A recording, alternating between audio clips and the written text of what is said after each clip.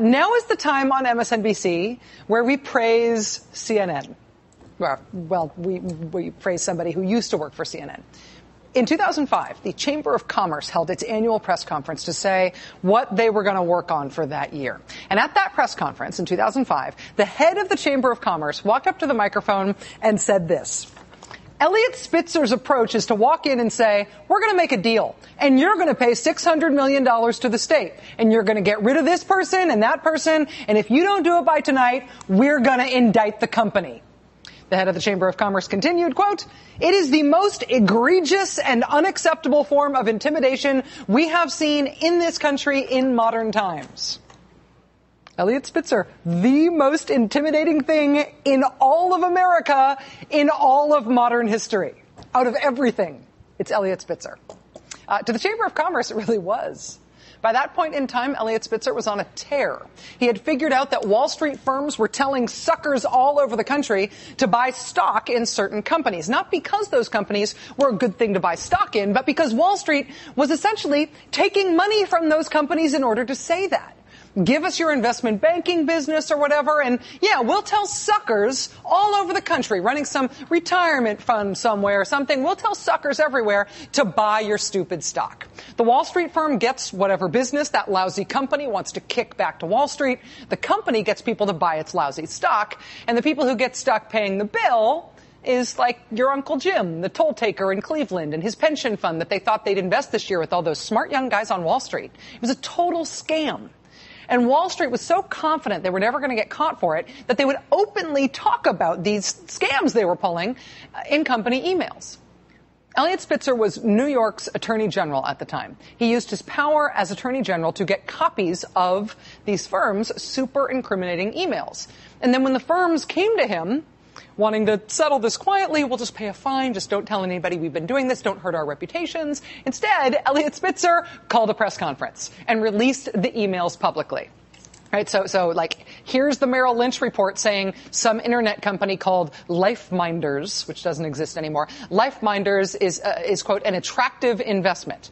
And then here's the Merrill Lynch email from earlier that month where the same guy says, quote, I can't believe what a piece of thing that rhymes with bit that thing is. So attractive investment or piece of thing that rhymes with bit. That was for LifeMinders, right? So it's one thing that they're marketing to the public. It is another thing that they are saying among themselves. You remember Infospace.com? That same firm, Merrill Lynch, had Infospace up on its favored 15 list. These are our top 15 recommended stock buys. And while they had it on their favored 15 list, Spitzer had the Merrill Lynch internal email calling Infospace a, quote, piece of junk.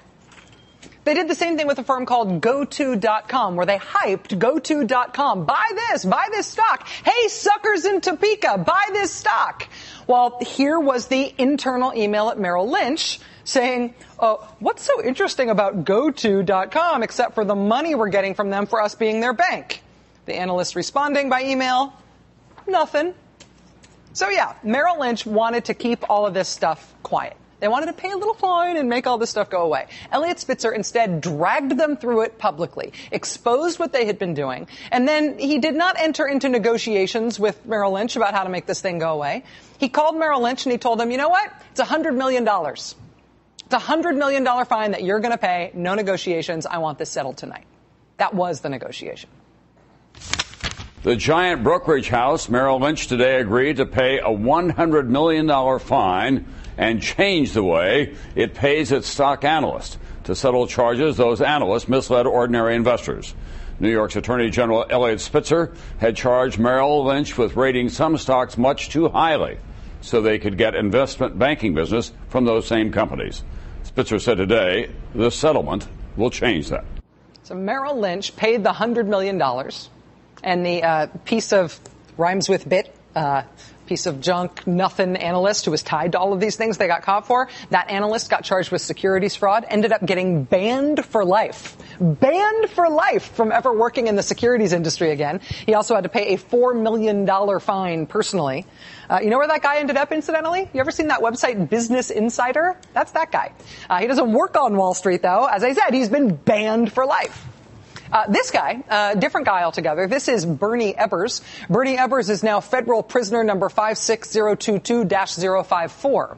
According to local reports at the time, when Bernie Ebbers drove himself to prison, when he had to report to prison a few years back, he drove up to prison in his Mercedes. At one point, Bernie Ebbers was number 174 on the Forbes 400 list of the richest people in America. Bernie Ebbers owned things like the biggest ranch in Canada. Bernie Ebbers owned more than 500,000 acres of timber in Mississippi and Tennessee and Louisiana and Alabama. He actually bought all that 500,000 acreage at once. He bought a swath of Alabama and of all those other states all at once. He was able to do that because Citigroup gave him a mortgage. Citigroup gave him a mortgage for $1 billion. Billion with a B. $1 billion mortgage. Now, Bernie had this sweet deal going on with Citigroup where he would do all of his company's business through Citigroup, right?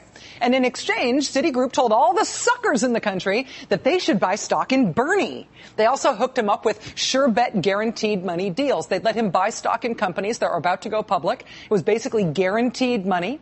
But Citigroup would give Bernie a special deal, special access on those stocks, on that essentially as guaranteed money.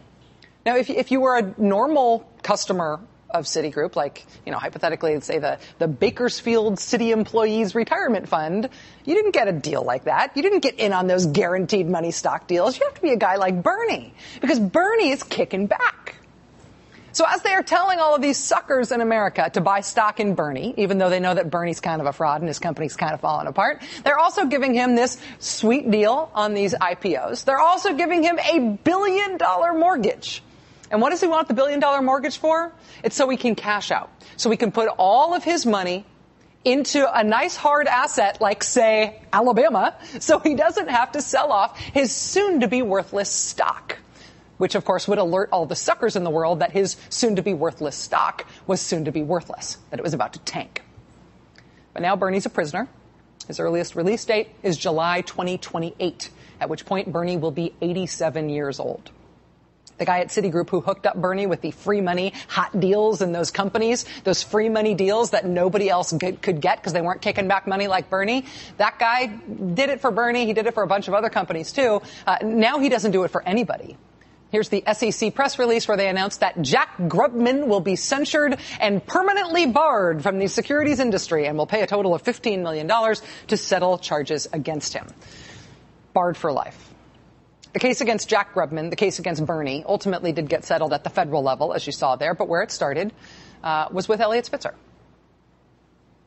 Now to more corporate leaders on the hot seat. New York's Attorney General is suing 5 telecommunications executives who he's accusing of earning millions in personal profits in a corrupt stock deal. Now, that was just a couple of months after the Eliot Spitzer press conference that exposed the piece of rhymes with bit emails, right? Same year. He was on a tear. Eliot Spitzer also made public the allegations that ratings for companies were being traded for getting the children of Wall Street tycoons into good preschools in New York City. That's a deal. There were the charges he brought against AIG and Marsh & McLennan and another insurance company called ACE. Charges saying that they were tricking people essentially into thinking that those 3 companies were competing with each other to give customers the best deal when really they were sort of working it amongst themselves in order to divvy up the business. The nice detail in that set of allegations was that the dad ran AIG and the other 2 companies in this supposed collusion deal, the other 2 companies, Marsh & McLennan and ACE, were run by dad's 2 sons. Nice. It is now impossible to Google Eliot Spitzer and avoid getting drowned in things about his CNN show being canceled and his prostitution scandal and his wife going to the press conference where he announced that he was resigning because of the horrible prostitution scandal, right? But if you can, if you are an advanced Googler enough that you can, say, find information about Rick Santorum even at work, or you know how to set date parameters on your Google search, you can set date parameters so that you can avoid all of the post-Attorney General stuff about Eliot Spitzer. And if you do that, what you get back to is the absolute terror with which Eliot Spitzer was regarded by people on Wall Street who were not used to getting caught for criminal behavior. Publications like The Street would just lead their articles about Spitzer with stuff like, New York Attorney General Eliot Spitzer, otherwise known as Wall Street's Dragon Slayer, wielded his legal sword today. And of course, that is hilarious in light of the prostitution scandal now. But at the time, there was nothing hookery about a statement like that at all. Wall Street was being perp-walked for stuff they were used to getting away with. They were being perp-walked by a crusading attorney general who they hated for it. It is hard to overstate the magnitude of the betrayal. People who work their entire lives to save, to invest, to pay for their children's education were being told to invest in stocks that Merrill Lynch knew were going to decline in value. The sad thing is that for many, many years, people on Wall Street have known this has been going on. Nobody has done anything about it. There has been massive wrongdoing, and we're going to act aggressively to address it. Retail investors know there is no guaranteed return in the market. They know there is risk, but the one thing they deserve is honest advice and fair dealing. And then he became governor of New York, and then there was the hooker scandal, and then there was the horrible resignation, and then there was the exile, and then there was the show on CNN that did really badly, and then he finished at CNN, and then what became of Eliot Spitzer after that is still sort of yet to be seen. But in the time that Eliot Spitzer has been going through all of that in his post-attorney general life, bad behavior on Wall Street blew up the whole American economy. And at times, it was deja vu all over again, just without Eliot Spitzer in the role of prosecutor. Look what your sales team was saying about Timberwolf. Boy, that Timberwolf was one deal. They sold that Mr. Chairman. deal. You didn't tell them you thought it was a deal. Well, I didn't say that. No. Who did? Your people, internally. You knew it was a deal, and that's what your email shows. Should Goldman Sachs be trying to sell a deal? Well, can you answer that one? Can you answer that one, yes or no? Democratic Senator Carl Levin, who by all accounts otherwise never really swears in public, and as you saw there, nailing Goldman Sachs for having, in this case, not sold stock that it knew rhymed with bit, but selling mortgage deals. Big piles of mortgages that should have never been written and selling them as if they were gold, knowingly inflating the value of those things, which not only screwed over individual investors who they were selling them to as if they were valuable, but that fed and blew up the housing market and the American economy with it. They weren't just touting these mortgages to people. They were actually taking bets against them themselves because they knew what they were worth. And they knew it was a great bet to take against them. They knew they were, forgive me, they knew they were crap. They knew they were going to fail. They were set to make money when they failed. And they were selling them as if they were gold. And that is something very simple. That is fraud. That whole game did not cause collateral damage like the comparatively now rinky-dink bankruptcy of old Bernie's company. When Bernie's company went bankrupt, it's called WorldCom. At the time, it was the largest bankruptcy the country had ever seen.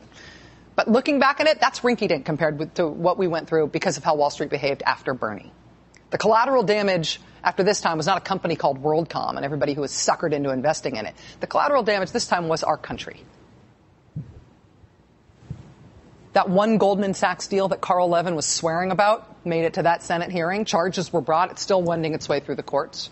But as for the overall fraud and recklessness and criminality on Wall Street that blew up Wall Street and blew up the entire American economy at the end of the Bush administration, the recklessness that necessitated the bailouts and that created the recession that we are still in, ProPublica did a good rundown on where are they now this week. What's happened to those folks? Who got frog-marched off of Wall Street for all of this?